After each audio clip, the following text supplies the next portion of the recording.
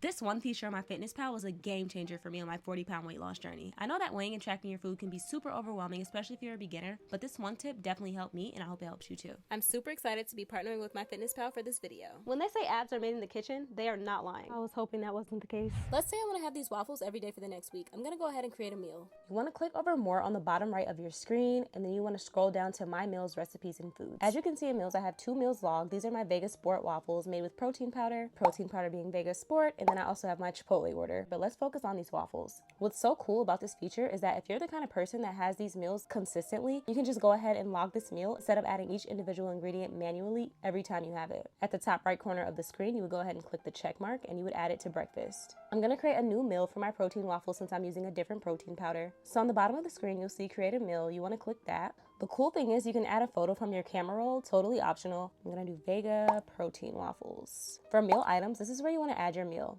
So as we can see, we started off with our Vega protein powder, so we are gonna go ahead and track that. I use 40 grams of that, so I'm gonna go ahead and log that. Then we use egg whites, Bob Evans. I typically use about 100 grams of my waffles, and I use 100 grams here. Then I'm gonna search for some almond milk. I had about 4 ounces there, and that was it. You can log cinnamon, but honestly, cinnamon is so low in calories, you do not have to add that. Then you're gonna go ahead and save it. As you can see, it's here.